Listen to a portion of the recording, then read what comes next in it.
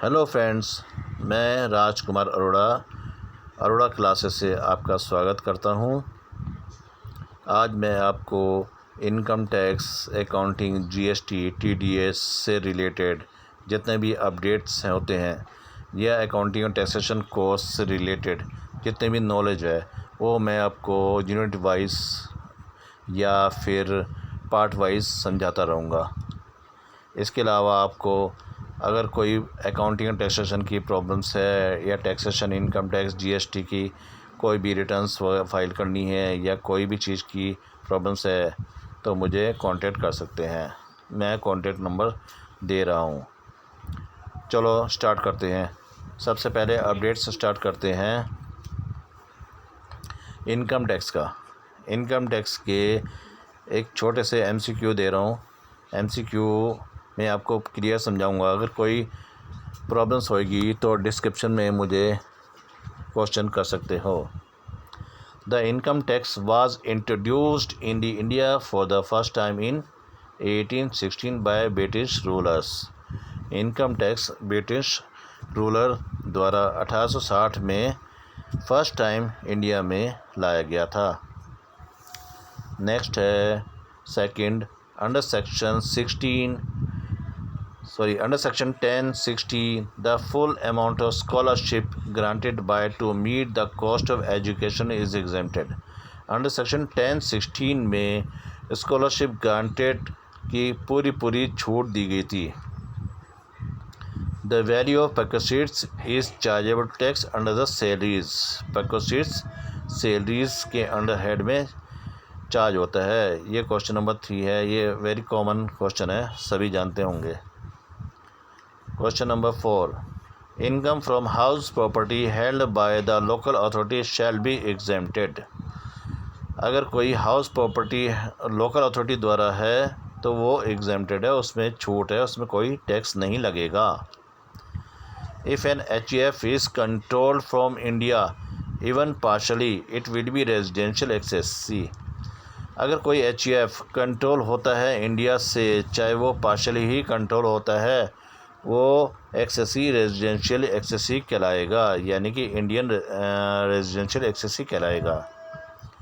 Unrecognised provident fund is that fund which is not recognised by the commissioner of income tax. Recognised fund आप जानते ही हैं, 3 तरीके के होते हैं, रिकॉग्नाइज्ड, अनरिकॉग्नाइज्ड, प्रोविडेंट फंड। ये जो अनरिकॉग्नाइज्ड प्रोविडेंट फंड है, that for fund is not recognised by the commissioner of income tax. जो कमिश्नर ऑफ इनकम टैक्स द्वारा रिकॉग्नाइज्ड नहीं होता है उसे अनरिकॉग्नाइज्ड फंड कहते हैं।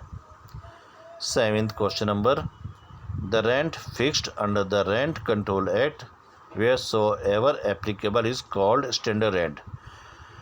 रेंट कंट्रोल एक्ट ने जो रेंट एप्लीकेबल कर दिया हो उसे स्टैंडर्ड रेंट कहते हैं। यह हाउस प्रॉपर्टी से रिलेटेड क्वेश्चन है। Question number 8, the income under the head capital gain to a registered trade union is taxable. Registered trade union की इनकम टैक्सेबल होती है under the head capital gain वाले chapter में। 9th question number, a new business was commenced on 1/1/2019। The first previous year in this case shall be 1/1/2019 to 31/3/2019। अगर किसी ने एक नया बिज़नेस स्टार्ट किया है 1 जनवरी 2019 से, तो उसका प्रीवियस ईयर क्या कहलाएगा? उसका प्रीवियस कहलाएगा जब से उसने बिज़नेस स्टार्ट किया है, that is 1/1/2019 to accounting year close होता है 31 मार्च 2019 को, यानी कि इस केस में 3 महीने का है। Question number 10, residential status is to be determined to income calculation. Residential status और ऑर्डिनरी रेजिडेंशियल या फिर रेजिडेंशियल स्टेटस कैलकुलेट करने के लिए इनकम कैलकुलेशन को डिपेंड करना पड़ता है, इनकम कैलकुलेशन को ध्यान में रखा जाता है। Question number 11th, dividend declared by domestic company shall be exempted from tax. अगर कोई डोमेस्टिक कंपनी हमें डिविडेंड देती है तो उसमें टैक्स नहीं लगता है, यानी कि एग्जेम्प्टेड फ्रॉम टैक्स है। Deduction of interest on loan taken for construction of self-occupied house property after 1/4/1999 is allowed up to actual amount of rupees 2 lakh which is less. अगर हमने कंस्ट्रक्शन के लिए हाउस प्रॉपर्टी वाले chapter से related ये question है कि अगर हाउस प्रॉपर्टी के लिए कंस्ट्रक्शन के लिए सेल्फ ऑक्यूपाइड प्रॉपर्टी के लिए कोई लोन ले रखा है तो उसका इंटरेस्ट 1/4/1999 से एक्चुअल अमाउंट और rupees 1 lakh 2 lakh which is less. Actual amount खर्च की हो या 2 लाख रुपए, जो दोनों में से कम होगा वो अलाउड है डिडक्शंस में. Question number 13. Excessive means persons by whom any tax or any other sum of money is payable under the income tax act. Excessive means का मतलब होता है by whom any tax or any sum of money is payable under the income tax act. Question number 14. Agriculture income from a land situated in India is fully exempt from under section 10 first of the income tax act.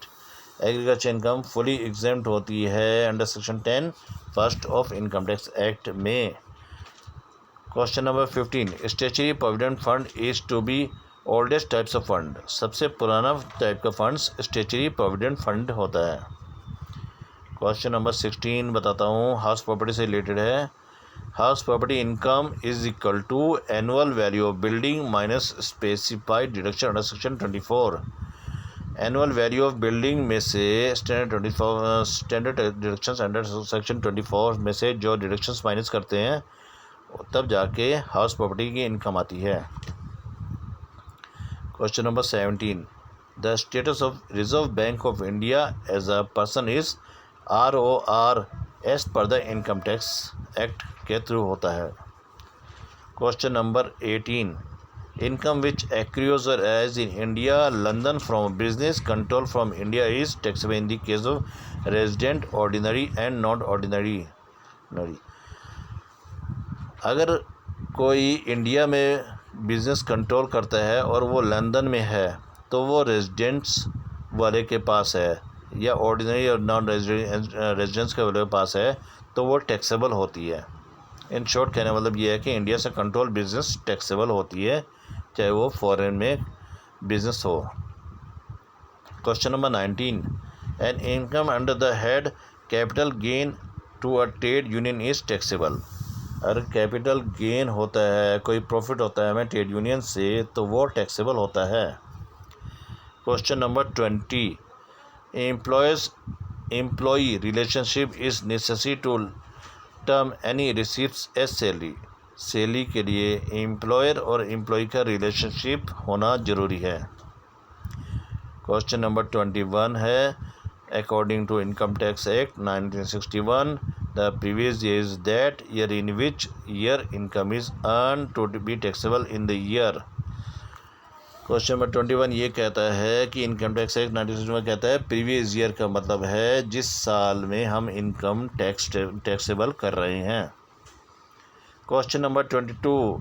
Gross total income of an accessee consists of income from salaries, income from house property, profit and gains of business or profession, capital gains and from other sources.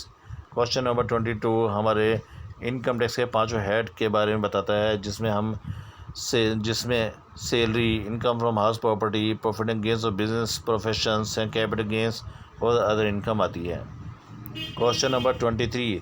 As per the income tax act 1961 agriculture in India is exempted from tax. Income tax act 1961 के through agriculture income India में exempted होती है. Question number 24. Capital gain arise from a transfer of any capital assets. Capital gain किसी भी capital assets को transfer करने से होता है. कैपिटल एसेट्स का मतलब आप समझते हैं कोई भी लैंड, बिल्डिंग, ज़मीन, ज्वेलरी कोई ली है उसको ट्रांसफ़र करा या सेल करा उसे ट्रांसफ़र करना कहलाते हैं. Question number 25. A new business was commenced on 11/11/2011. The first previous year in which case shall be 11/11/2011 to 31/3/2012. अगर किसी ने नया बिज़नेस स्टार्ट किया 11 नवंबर 2011 को, द फर्स्ट प्रीवियस ईयर, इस केस में 11/11/2011 से 31 मार्च 2012 तक उसका अकाउंटिंग ईयर या प्रीवियस ईयर कहलाएगा जिसमें उसने बिज़नेस किया है। ओके, आप सभी को अगर ये वीडियो अच्छा लगा है तो उसके सब्सक्राइब कीजिए। मैं अकाउंटिंग टैक्सेशन कोर्स की सभी जानकारी आपको अप टू डेट इस कोर्स में इस चैनल के थ्रू आपको कराता रहूँगा। धन्यवाद।